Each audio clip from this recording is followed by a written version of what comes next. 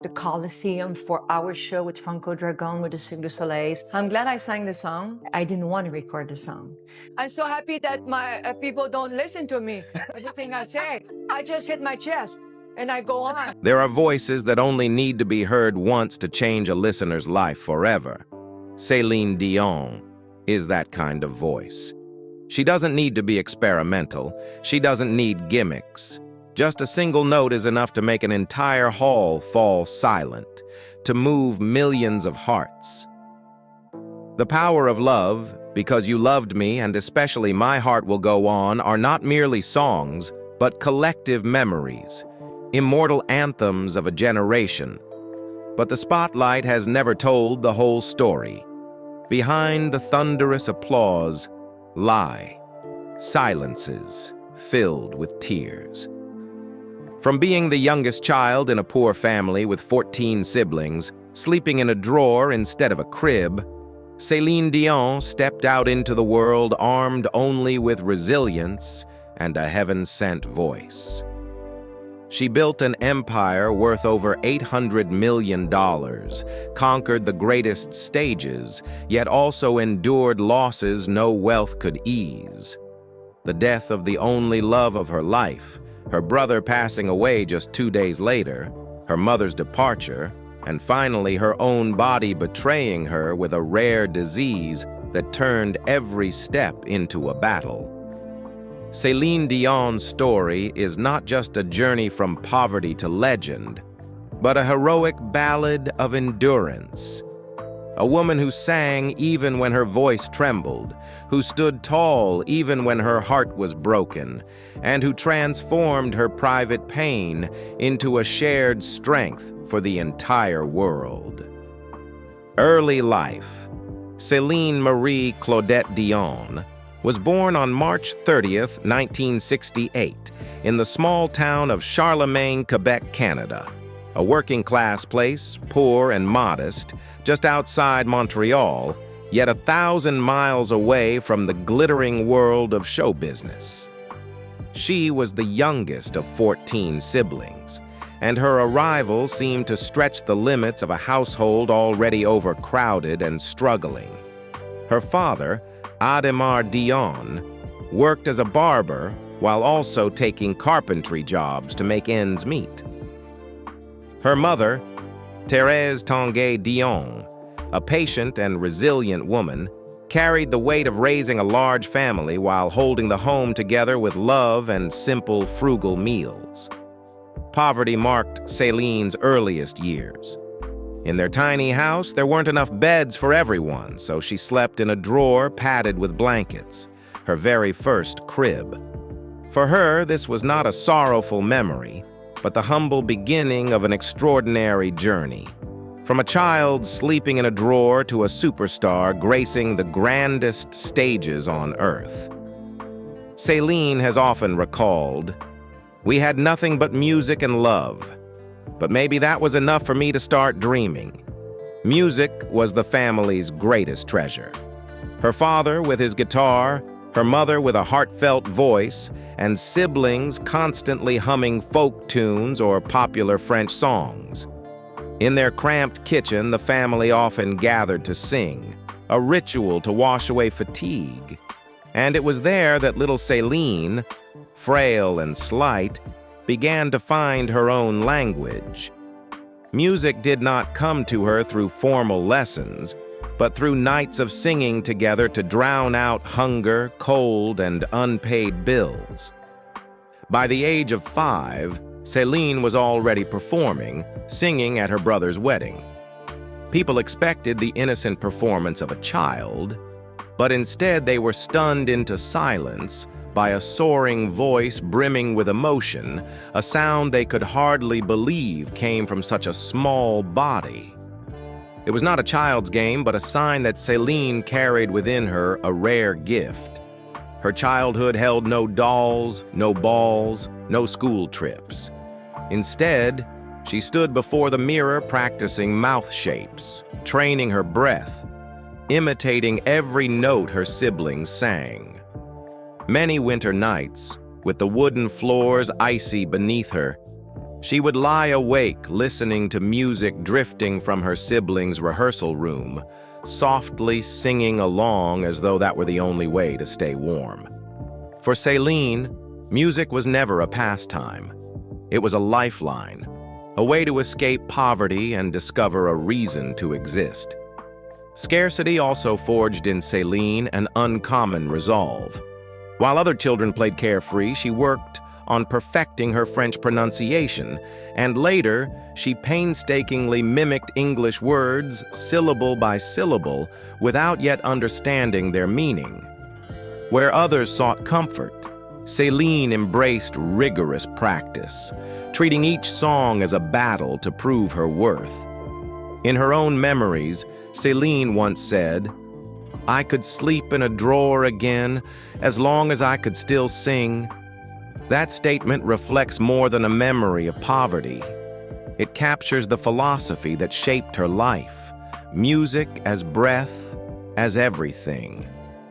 From those meager beginnings, her voice was tempered in hardship until one day it would rise, soar, and embrace the entire world. Early career Céline Dion's musical journey did not begin in a glamorous studio, but with a dream scribbled inside her small home in Charlemagne. In 1980, at just 12 years old, Céline, along with her mother Thérèse and her brother Michel, wrote the song Ce n'était qu'un rêve. It was only a dream. The track was recorded in a modest studio. Her voice still carried the innocence of childhood, yet it rang with power and raw emotion. Michel decided to send the demo to René Angélil, a well-known music producer and manager in Montreal who had guided several successful francophone artists. At the time, Rene was in his 30s, worn down by failures and on the verge of leaving the music business. But when he pressed play and let the voice of a 12-year-old girl fill the room, he could not hold back his tears. He later recalled, "I heard a voice from heaven." In that very moment, he knew he had found a reason to keep going. To make the dream real, Rene did something nearly reckless. He mortgaged his own house to invest in Céline. It was not just a career move, but an all-in gamble on a single voice. From then on, the fateful bond between him and the little girl from Charlemagne was sealed. In 1981, her first album, La Voix du Bon Dieu, The Voice of God, was released. No one expected such a small child to possess a voice so powerful and emotional. The album quickly became a success in Quebec, turning Céline into a teenage musical phenomenon. She was invited to perform on television, received praise from critics, and won the hearts of audiences as the new pride of Francophone Canada. Only a year later, in 1982, Céline participated in the Yamaha World Popular Song Festival in Tokyo. Before hundreds of millions of international television viewers, the 14-year-old sang with a confidence and maturity far beyond her years. When Céline's name was announced as the grand prize winner, it became clear that she was not just a star in Quebec, but a rising global talent. Throughout the 1980s, Céline consistently released successful French-language albums, leaving her mark with hits such as D'amour ou D'amitié, the song that made her the first Quebec artist to achieve gold status in France, and Incognito, the album that signaled her transformation from child singer to adult performer.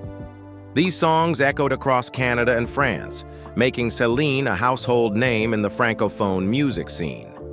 The true turning point came in 1988, when Céline represented Switzerland at the Eurovision Song Contest in Dublin, Ireland.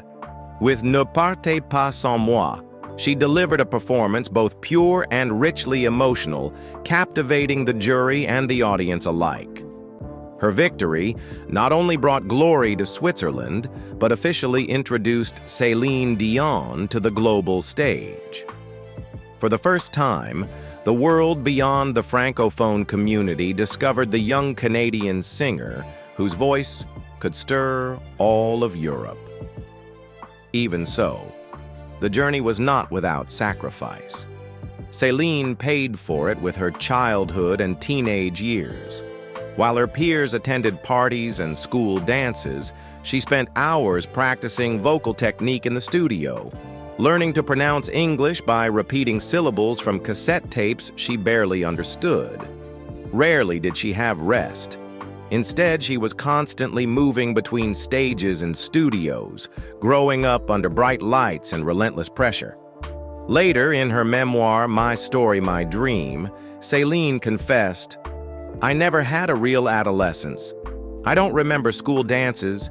I only remember microphones, costumes, and waking up at 5 a.m. for sound checks."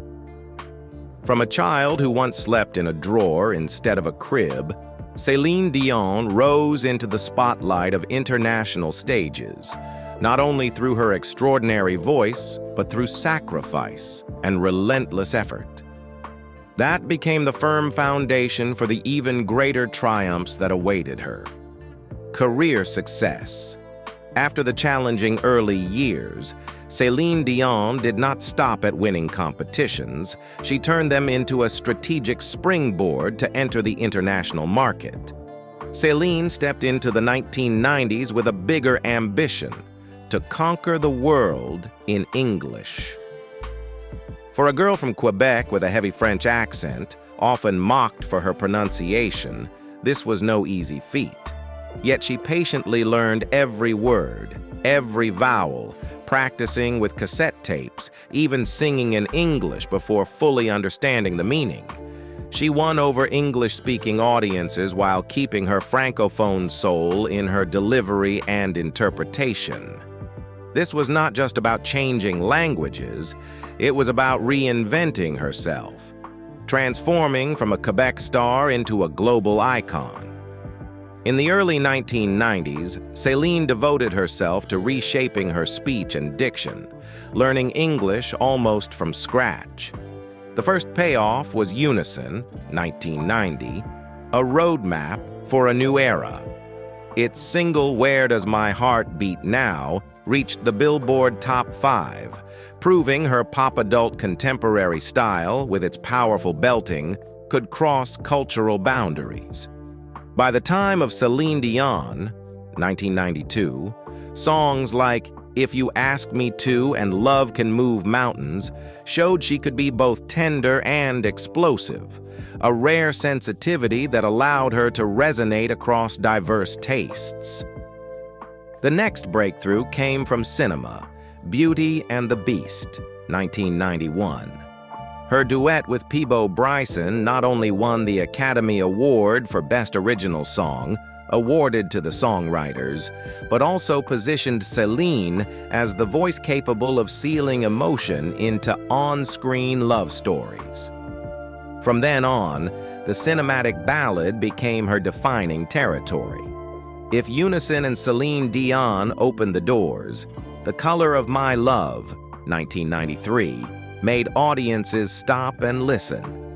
The Power of Love elevated her to international stardom. Because You Loved Me, later tied to the film Up Close and Personal and included on Falling Into You in 1996, cemented her image as the voice of gratitude. When she sang, listeners didn't just hear her voice, they heard their own love stories. Falling Into You, with its wide-ranging arrangements, from power ballads to Latin-flavored pop, won multiple top awards the year it was released and reinforced her title as the Queen of Adult Contemporary. Then came 1997, the year the Titanic sank again in humanity's memory, and Céline's voice became its emotional lifeboat. My Heart Will Go On, recorded almost in a single take, did not just top charts worldwide, it became an anthem of longing. The song earned major awards, Grammy for Record of the Year, Oscar for Best Original Song awarded to its writers, and turned the album Let's Talk About Love, 1997, into a phenomenon. Beyond Titanic, it featured Tell Him, a duet with Barbra Streisand, and Immortality, written by the Bee Gees. At this peak, Céline demonstrated both technical stamina, pitch control breath mastery, and interpretive depth. The ability to turn universal lyrics into intimate experiences for every listener. By the late 1990s, Céline didn't slow down but adjusted her pace. These Are Special Times, 1998, became one of the defining Christmas albums of the era, with The Prayer, a duet with Andrea Bocelli, while All the Way, A Decade of Song, 1999, both summarized her decade and opened a new chapter with That's the Way It Is, a brighter pop sound, signaling a short pause so she could embrace motherhood. In 2002, Céline returned with A New Day Has Come. Not just an album, but a statement of rebirth after the birth of her first child. The music leaned toward light and healing. Then came One Heart, 2003, featuring I Drove All Night with its restless road trip energy, showing she could reinvent classics without losing her identity. Miracle, 2004, a photo and music project on motherhood with photographer Ann Geddes, was a gentle retreat from grandeur into intimate tenderness. Taking Chances, 2007, shifted slightly toward pop rock, proving Céline was never trapped in ballads. But her greatest innovation of this era did not come from the studio, but from Las Vegas. The show, A New Day, 2003 to 2007, directed by Franco Dragone, followed by the residency Céline, 2011 to 2019, at Caesars Palace, redefined live entertainment, transforming Vegas from a nostalgic stop into a capital for contemporary artists. Commercially, the two residencies combined for over 1,100 shows and hundreds of millions in revenue. In terms of influence, they paved the way for a new generation of stars, from Elton John to Lady Gaga to Adele, to view residencies as career pinnacles, not final resting places. Entering the 2010s, Céline both preserved her legacy and engaged with modern sounds. Loved Me Back to Life, 2013, with its title track written by Sia, presented a more restrained, textured vocal style suited to contemporary pop trends. On the French side, Encore un soir, 2016, released after René's passing, was a musical diary, calm, mature, full of pauses. Its title track, written by Jean-Jacques Goldman, was a tender farewell to time itself. Courage, 2019, launched alongside a world tour, carrying a clear message: to keep going bravely even when life falls apart. Its sound was modern, but always centered on her storytelling voice. Seen across the decades, Céline's success is not only measured by numbers, over 250 million records sold, multiple Grammys, countless stage records, but by the emotional equation she has sustained for 3 decades. Every album solved a new puzzle: language, market, theme, or narrative. Every hit became a collective memory of weddings, breakups, hopes, or rebirths. Every performance gave audiences back a piece of strength, not through flashy technique, but through the feeling of being understood. Céline Dion is therefore more than a great voice. She is a storyteller in sound, where vocal mastery is only the vehicle and the destination is always the listener's heart. And that is her most enduring success. When the song leaves the stage, it continues to live in people's lives. Personal life. The love story of Céline Dion and René Angélil is unlike any romance Hollywood has ever told. It began quietly, seemingly just a professional relationship, but became the deepest foundation of one woman's entire life. Rene was not only Céline's career guide, he became her anchor, her greatest love, her shield against a world that constantly demanded until there was almost nothing left to give. He believed in her even before she could believe in herself. And that belief lit a fire that never went out. A fire that turned into albums, sold-out tours, Grammys, and even an Oscar. But all of it, every triumph, every dollar, was built on silent sacrifices and invisible wounds. That's what made their story haunting and weighty. Not because Céline won, but because of how much she gave so others could keep believing in miracles. Her voice was never just sound. It was a bridge, from poverty to power, from silence to global anthems, from a cold drawer to a stage blazing with light. People will always remember the anthems, the awards, the standing ovations. But what must never be forgotten is the little girl who started it all, with no money, no connections, only a hunger so fierce the world had no choice but to listen. And sometimes, in the harshest winter of childhood, life plants a quiet miracle. Just one person, one moment, is enough to change everything. Céline was only 12 when she met him. A fragile girl, innocent eyes, a voice far too big for her small frame. He was a seasoned man, 26 years her senior, a respected figure in the music world, and the first to see in her not just a child with promise, but a soul already carrying greatness. His name was René Angélil. From the instant he pressed play on Céline's demo tape, he wept. What he heard was not polish, but purity, a raw truth that shook his heart. And then, he did something few would dare. He mortgaged his only house to fund her first album. That was not business, it was faith. Not a contract, but the quiet thunder of destiny unfolding. From that moment on, what they built together was more than a career. It was a refuge, a trust, forged in fire. While the world watched the little girl step from the shadows into superstardom, Rene stood quietly behind her, shielding her spirit from the crushing weight of expectation and blinding lights. When she was tired, he lifted her. When she doubted, he spoke for her. When the spotlight burned, he stepped forward to protect her. He was the steady breath behind every note she sang. And then, slowly, without noise, trust became tenderness. Tenderness became love. At 19, Céline wrote a letter confessing feelings she had hidden. At 20, that love quietly bloomed. Not to hide from the world, but to protect something too fragile to be understood. Their love was never a scandal. It was a sanctuary. Céline once said, "He was the only man who made me feel safe enough to be completely myself."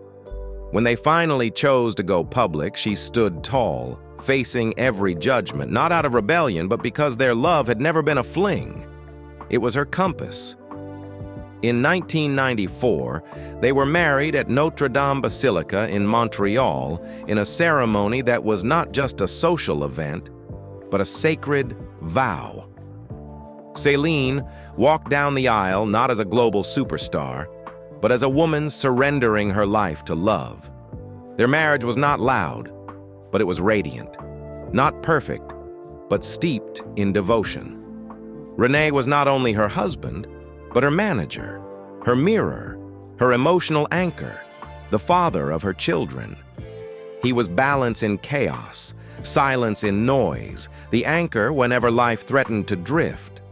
And when Céline sang about love, she was not just interpreting lyrics, she was bearing witness to patience, to devotion, to a love strengthened by every storm. Together they built a world both sacred and ordinary, one of Grammys, Oscars, and world tours, but also of whispered goodnights and children's cries. Rene stood backstage at every honor Céline received, never seeking the spotlight, quietly praying she would shine. And she always knew why she could stand firm, because behind her voice was his hand, behind her courage was his faith. Céline gave him everything, her youth, her loyalty, her career, without hesitation. For her, love was never about glamour. It was about waiting, about the quiet hours no one else could see, about the small gestures that built a home while the world chased scandal. Their love story was never meant for tabloids. It was built to endure. Not with grand declarations, but with the same choice repeated, day after day, year after year, to turn toward each other, even when no one was watching. In later interviews, Céline said, "He was the love of my life. Every part of who I am was shaped by the love and faith he gave me." If Céline Dion's love with René Angélil was destiny, then her journey to motherhood was a long and grueling battle, a silent war fought with patience and tears. Behind the dazzling stage lights, behind the ballads that stirred millions of hearts, was a woman whose deepest wish was simply to hold a child born of her and the man she loved. But fate did not grant that wish easily. From the earliest years of their marriage, Céline and René's dream of having children was constantly crushed. In public, she appeared radiant and glamorous. In private, she endured daily hormone injections, bruises from endless IVF treatments, and surgeries carried out quietly, without a single headline. On the red carpet, she smiled, but when the lights dimmed, the couple could only pray for a miracle. That miracle finally came. In January 2001, René Charles was born. His arrival was more than just the birth of a child. It was the culmination of sleepless nights, countless tears, and unwavering faith between two people who had vowed to weather every storm together. Céline later said that the moment she heard her baby cry, she knew every ounce of pain had been worth it. But life tested her again. In 2009, while the world thought Céline was busy with music projects, she privately endured the heartbreak of a miscarriage. There were no headlines, no statements, only long nights in which Céline sang lullabies to millions, while her own heart bled for the unfinished lullaby she would never sing to the child she lost. Yet Céline did not give up. At 42, after another round of IVF, she became pregnant again and gave birth to twin boys, Nelson and Eddie, in 2010. The twins arrived as gifts to heal past wounds, but also as reminders that happiness sometimes comes at the cost of near exhaustion. Her three sons, René Charles, Nelson, and Eddie, became her center, her reason to go on, especially later when she was forced to be both mother and father after René's death. For Céline, motherhood was not a blessing handed to her. It was a victory wrestled through blood, tears, and sheer willpower. That is why she cherishes every moment, the laughter in their Nevada home, the whispered good nights, the ordinary mornings without flashing cameras. To the world, she is a diva. To her three boys, she is simply Mom, a woman who fought to the very end to have them. But even before her public tragedies, Céline had already endured a quieter, deeply personal sorrow. It was not a loss, reported in headlines, but a wound she carried in her heart. The death of Céline Dion, her young niece who, at just 16, lost her battle with cystic fibrosis, a cruel disease that slowly stole her breath and her future. While audiences thrilled to Céline's soaring vocals, she often slipped away from the spotlight to sit at Céline's bedside, holding the fragile hand of the girl she loved. She didn't go there as a superstar, but as an aunt, humming lullabies against the sound of machines, hoping music could do what medicine could not. Karine loved music, loved Céline, but love could not overcome time. When Karine took her final breath, the world never knew. There were no headlines. But Céline didn't need newspapers to mourn. She had her piano, and she had her grief. Out of that pain, she wrote Vole, a song never meant for charts or awards, but as a final gift, a lullaby of farewell, a letter set to melody. Fly away, little angel. Leave behind this cruel world and soar to the light, to the peace you deserve. And behind the thunderous applause, behind the trembling high notes that seemed to defy gravity, Céline Dion had been breaking for a long time. The world never saw the weight of loneliness at the top of glory, never saw the time she collapsed backstage from exhaustion. Cameras only captured the smiles, the glittering gowns, the standing ovations. But the migraines, the vocal cord injuries, the sleepless nights from relentless schedules, no one saw those. And yet, she gave everything. In 2003, when Céline accepted a long-term residency in Las Vegas, critics mocked it as a career graveyard. But through sheer perseverance, she turned it into a temple. More than 700 shows, over $600 million in ticket sales. And still, for her, the real value wasn't numbers.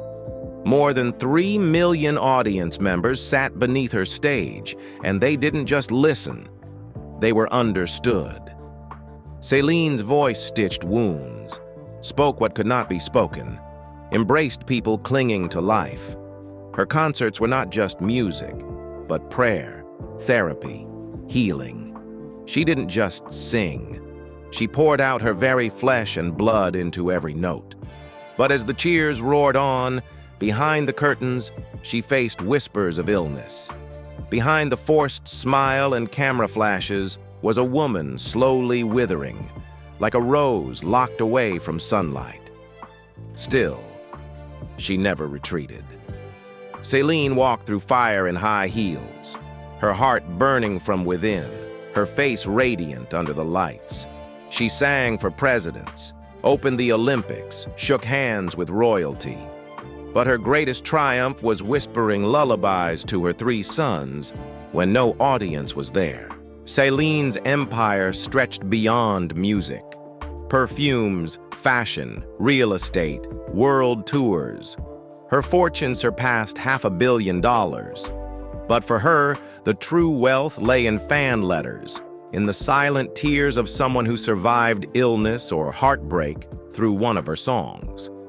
Her strength came not only from her voice, but from her extraordinary endurance. She did not rise by luck, but by refusing to sink. No matter how trends shifted or critics turned, Céline stood firm, proud of her irreplaceable identity. Yet amid the blazing stages and breathless arenas, her mind often returned to quiet memories. The kitchen in Charlemagne, the spoon that served as a microphone, the drawer that was once her crib. The spotlight could crown her queen, but it was humility, discipline, and resolve that kept her grounded. Every song lifted the crowd, but it also mended cracks within her own soul. And so, even as the applause thundered on, she knew the price of every note was something only she could understand. And still, she sang. A life like a legend. Arenas trembling with her voice, her name blazing in lights from Tokyo to Toronto. Céline Dion did not just sing, she took flight. That voice did not just echo, it etched itself into hearts. But no one can escape gravity forever. And her fall did not strike her career, but her heart, her home, and the man who had seen her before the world ever did. René Angélil. He was not only her manager, not only her husband, He was the breath behind every silence, the flame behind every trembling note. They met when Céline was just 12, thin and shy, carrying dreams too big for her small frame. He, seasoned, 26 years older, scarred by failures enough to understand fragility, yet tender enough to weep at her voice. He didn't see a child, he saw destiny, and instead of simply investing, he staked his home, his future, on that voice. From that moment, Céline's career was no longer just work. It became a sanctuary built on faith. But love, however profound, cannot escape the cruelty of fate. In 2013, Rene was diagnosed with throat cancer. Without hesitation, Céline abandoned tours, left the stage, and stepped into the cold, white hell of hospitals with him. The world still shouted her name, but her life shrank to quiet rooms, where she gripped a hand growing colder each day. The voice that once shook stadiums became soft lullabies for one man, the one slipping away. On January 14th, 2016, Rene's breath ceased, and with it, half of Céline's soul was gone. The woman who once stood proud before billions now faced a wound no audience could see, no spotlight could soothe. The funeral was held at Notre Dame Basilica, where they had once vowed eternity. But this time, Céline walked alone. The empty seat beside her screamed of absence. The cold light through stained glass reflected in her hollow eyes. There were no more tears, only a vast emptiness. And in that moment, she understood. From now on, she must carry both halves of their promise. Since that day, every time Céline sings, it is not only music, it is an elegy, a message, a memory turned into sound. On stage, the audience sees her dazzling in sequins, hitting unreachable notes. But in truth, she is always singing with a void, an invisible seat reserved for him. And each time she bows, her head tilts slightly as if whispering, "Do you hear me, my love?" A love like that never dies. It echoes on, defying death. But the tragedy did not end there. Just 2 days later, on January 16th, 2016, fate struck again. Daniel Dion, her beloved brother who had stood beside her since childhood, also died of cancer. In less than 48 hours, she lost both her life partner and her blood brother. Half her future and part of her past torn away at once. There was no room to breathe, no time to grieve. The pain did not come in waves. It drowned everything, like a flood washing away the ground beneath her. At Daniel's funeral, there was no stage, no spotlight.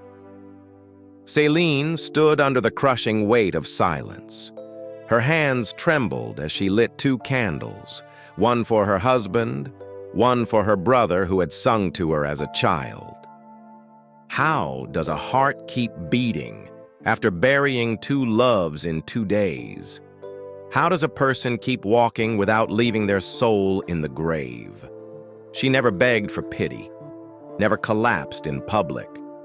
But those close to her whispered of long nights in Montreal, where Céline sat alone, clutching a photo until her knuckles turned white, lips moving his name without sound.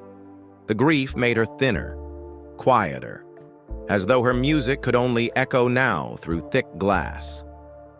When Rene died, Céline Dion did not just lose her husband, soulmate, and lifelong manager. She faced the brutal reality of raising 3 children alone. From then on, her life was no longer divided between stage and family. It revolved entirely around being a single mother, carrying the burden of being both anchor and guiding light for her sons. René Charles was just 15, while twins Nelson and Eddie were only 6. They still needed a father, but had only their mother. Céline had to become everything: the lullaby, the listener, the teacher, the source of strength. In the years after the funerals, audiences still saw her on stage and in the media, but when the curtains closed, she returned to her Las Vegas home to cook, read stories, or simply sit quietly with her boys. She admitted, being a single mother was a greater challenge than any sold-out tour. On stage, she only needed to hold her voice. At home, she had to hold the spirits of 3 children, learning to grow up in loss. Céline chose to raise them not with fame, but with simplicity. School drop-offs, encouraging music, honest talks about grief, always keeping faith that love would fill the emptiness. In the silence of dark rooms, when there were no lights or crowds, Céline still sang. Not for thousands, but for her 3 sons drifting into sleep. Those lullabies had no applause, no roses, only the soft breath of a mother holding her children with all her heart. That is where Céline's true strength revealed itself. Not in invincible high notes, but in standing firm through unbearable pain to be the anchor her children needed. To René, Charles, Nelson, and Eddie, she is not just the world's diva. She is the mother who sacrificed everything: sleep, tears, fame, even her health, to hold her family together. And it is that motherhood that gave Céline the strength to go on, even as her heart shattered and her body began to betray her. This was not merely loss. It was a fracture of the soul, not simply sorrow, but a chain of farewells so cruel even angels must have wept. And still, Céline stood, not to perform, but to remember, not to continue, but to honor her vow, because that is who she is, a woman molded by melody, but forged in tragedy, a voice that sings not just to be heard, but to prove that even in the deepest loss, a human being can still rise and sing again. The battle with illness. If Céline Dion had spent her whole life turning wounds into music, then when illness came knocking, she was forced to turn her very body into a battlefield. This was no longer about long nights behind a microphone, but endless days trapped in physical pain, where every step, every breath, became a test of endurance. The first signs began to appear around 2005. Her once unshakable, invincible voice suddenly trembled, her breathing caught in strange, frightening ways. Céline admitted bluntly, "It freaked me out." But with the instinct of an artist who had learned to hide pain so as not to disappoint her audience, she chose silence. She kept shining on stage, dazzling in gowns, smiling radiantly in public, even as her body had already begun to sound the alarm. Behind the lights, the truth was far harsher. Violent spasms locked her body like chains, making every step an ordeal. To maintain the bare minimum of daily life, Céline resorted to dangerous doses of Valium, sometimes up to 90 milligrams a day, not to sleep, but just to eat, to stand, even to keep her voice functioning a little longer. She later confessed, "I could have died." It was not a metaphor, but a genuine brush with death, hidden behind the days the public still saw her shining. In 2022, the final veil of secrecy had to be lifted. Céline revealed that she suffers from stiff person syndrome, a rare neurological disorder so cruel it turns the body into a living steel statue, robbing her of movement, and above all, threatening her voice, the soul and essence of her entire life. For anyone, it would have been a brutal sentence. For someone who lived to sing, it was nothing less than collapse. In the documentary I Am Céline Dion, the public finally witnessed the dark side of this journey. No longer the diva whose voice soared into the clouds, only a woman curled on a therapy table, her body seized in uncontrollable spasms, her hands clenched white as the doctor whispered, "Squeeze, if it hurts? She squeezed and squeezed again until her face twisted in agony and tears rolled down. There was no soundtrack, no applause, only a chilling silence where the audience realized Céline's pain had never been performance. And yet, what makes Céline Dion immortal in the hearts of her audience is not just her voice, but how she chooses to rise when everything conspires to drag her down. In another scene of the film, she walks shakily into the studio, eyes red with exhaustion, but still manages a smile. If it cracks, then it cracks. But if it works, it'll be the happiest day of my life. A simple phrase, yet it carries the soul of an artist, not chasing perfection, only the chance to sing, only the joy of knowing music still flows through her veins. Today, Céline no longer conquers stadiums of tens of thousands. She spends her time in Las Vegas with her 3 sons, living slowly around a routine of therapy and recovery. Each day begins with painful physiotherapy sessions, a strict diet, and ends with quiet evenings at home, where she still hums lullabies to her children. There are no audiences, no spotlights, but those lullabies are the clearest proof. Music has never left her. If once Céline's strength was in the high notes that made millions weep, today it lies in her ability to rise each morning, to smile at her children, to attempt a song even when her body betrays her. She has stepped out of the image of the invincible diva, becoming instead the embodiment of resilience. A woman who sings even when her voice cracks, who stands firm even when her legs tremble. The battle against illness has transformed Céline Dion into a new kind of symbol, no longer the model of perfection, but the proof of courage. And perhaps it is in that very fragility that the world loves her more than ever, because they see that Céline Dion is not only an immortal voice, but also an unyielding heart. Wealth and lifestyle. When people think of Céline Dion, they remember not only the legendary voice, but also the vast empire of wealth she built with sweat, tears, and resilience. After more than 4 decades of dedication, she has amassed an estimated fortune of over 800 million, a figure that astonishes the world. More importantly, every dollar of that fortune is tied to exhausting nights on stage, endless recording sessions that stretched until dawn, and silent sacrifices few ever saw.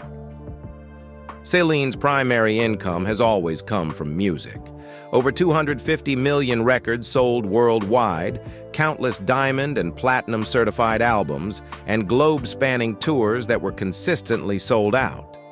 Most notably, her Las Vegas residencies tied her name forever to the city, bringing in more than $600 million in ticket sales, a record almost impossible to replicate.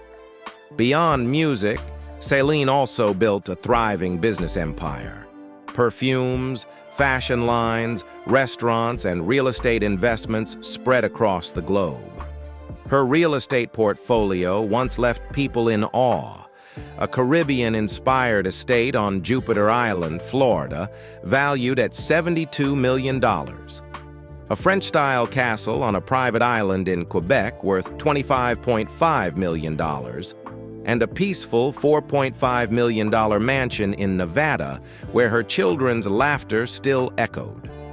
In her garage sat luxury cars, such as the Maybach 62, Mercedes-Benz S350, and Cadillac Escalade. In the skies, her $42 million Bombardier Global Express private jet once carried her around the world, not always for indulgence, but often to outrun private pain while continuing her mission to reach audiences. And yet, Céline Dion never allowed wealth to obscure her true self. Behind the staggering numbers, she chose a quiet, modest way of life. After selling much of her real estate, she centered her life in Las Vegas, not as a diva on red carpets, but as a mother quietly raising her 3 sons. She kept a disciplined routine, a strict diet, daily exercise, and therapy to maintain her health. Luxury was no longer glittering banquets, but evenings gathered with family, the simple everyday moments she had once sacrificed her youth to reclaim. Celine's lifestyle reflects who she is, proud yet unpretentious, strong yet humble. She still appears on the streets with elegance, surrounded by bodyguards and camera flashes. But once the doors close, she is just a woman in comfortable clothes, cooking simple meals for her children and softly singing lullabies at the piano. That immense fortune is not only proof of her success, but also a shield of security, reassurance that she can provide for her family, especially as her health becomes increasingly fragile. For Céline, money was never the ultimate goal. Her greatest treasure has always been her ability to turn music into life for millions, and the love of motherhood that has kept her standing strong when everything else fell apart. Legacy and influence. The legacy Céline Dion leaves behind goes far beyond record-breaking numbers, lavish homes, or a fortune worth hundreds of millions. It lies in every note, every moment when listeners felt lifted by her voice. People call Céline the voice of the century, but to millions of hearts, she is also a companion through loneliness, loss, or unexpected joy. Her music has not only sold more than 250 million records, placing her among the most successful artists of all time, but has also become a universal emotional language. My Heart Will Go On is not merely the theme song of Titanic, it has become an eternal hymn of love and remembrance. The power of love is not just a ballad, but a declaration that love can heal every wound. And Because You Loved Me has become a timeless expression of gratitude from millions to parents, lovers, or benefactors. These songs continue to play at weddings, funerals, and private moments as part of the collective memory of generations. Céline also helped transform Las Vegas into a sanctuary for world-class shows. Before her, residencies in Vegas were dismissed as career graveyards. But through more than 700 sold-out performances and hundreds of millions in revenue, she rewrote the definition. Las Vegas was no longer the end, but a new pinnacle, a standard for artists seeking long-lasting connection with their audiences. Her influence also lies in her devotion without scandal. In an industry where many stars are consumed by controversy, Céline maintained a spotless image, dedicating herself to art and family. That made her a rare model, a global diva who remained humble, a woman of immense success, who never lost touch with her roots. Beyond singing, Céline left her mark through quiet philanthropy. She donated generously to children's hospitals, supported cystic fibrosis research, the disease that claimed her niece Corinne. She rarely flaunted her compassion publicly, yet those silent acts saved lives, offered comfort, and restored hope. Today, as her health no longer allows her to command the stage, her legacy shines even brighter. She has not only left songs that live in the hearts of listeners worldwide, but also a lesson in living. That even when the voice cracks, even when the body betrays, a person can still choose to rise, proud and full of kindness. Céline Dion proves that greatness is not measured by how high you can sing, but by how you sing when your heart is full of cracks. That is the legacy no illness can steal, no time can erase. Present life.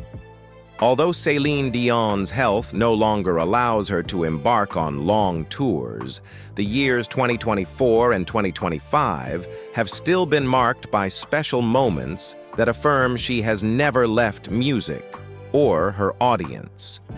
In 2024, Céline made an emotional return through the documentary I Am, Céline Dion, released in June on Amazon Prime Video. The film not only revealed her battle with the rare stiff person syndrome, but also captured her most intimate moments, hidden pains, and extraordinary resilience. It immediately created a global sensation, becoming one of the platform's most watched documentaries. Alongside the film came the soundtrack album I Am, Céline Dion, a collection of her hits and career-defining songs presented as a heartfelt tribute to her fans. The most stunning moment came in the summer when Céline unexpectedly sang Hymne à l'amour from the balcony of the Eiffel Tower during the opening ceremony of the Paris 2024 Olympic Games. Her voice, though no longer as flawless as before, left the world in awe.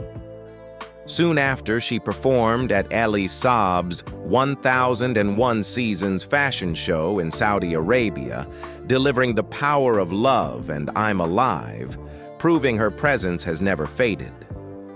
In May of that year, the mashup Set My Heart on Fire, I'm Alive X and The Beat Goes On, was released, unexpectedly entering the UK Top 40 and topping the Quebec charts, her rare return to the rankings after many years.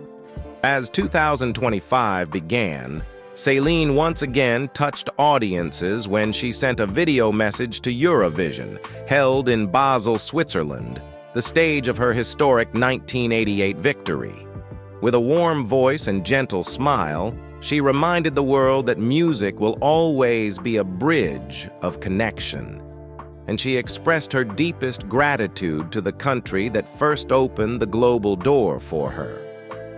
Early in 2025, Céline also shared a rare personal moment.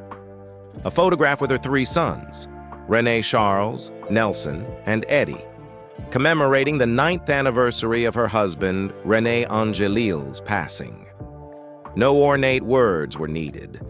The simple picture alone conveyed the love, unity, and strength of family that have always been her greatest anchor. Meanwhile, Titanic, the comedic stage musical inspired by Céline Dion, continued its worldwide success. After a hit run on Broadway, it expanded to the West End in London, Sydney, Toronto, and is scheduled to premiere in Paris in April 2025. The fact that a musical bearing her name still sells out globally is proof of Céline's enduring appeal and cultural influence. In recent years, Céline Dion has appeared less frequently in public, but every time she does, the world seems to pause. She has turned each return, however small, into a reminder that her voice, her spirit, and her heart have never stopped singing. The life of Céline Dion is proof that true light does not come from dazzling stages, but from the ability to stand tall when everything else has collapsed. From a little girl sleeping in a drawer to a global icon, from ballads that moved millions of hearts to quiet days of battling pain, Céline has never allowed suffering to extinguish her faith. What makes her a legend is not the number of awards, but the way she sang with her whole heart, loved with total devotion, and lived with strength far beyond human limits. Céline Dion's story reminds us that greatness is not measured by glory, but by the courage to go on, even when everything seems lost. Which Céline Dion song has touched your heart the most? Share your memory in the comments. And if you value her journey, don't forget to hit like and subscribe so that her voice will continue to echo forever.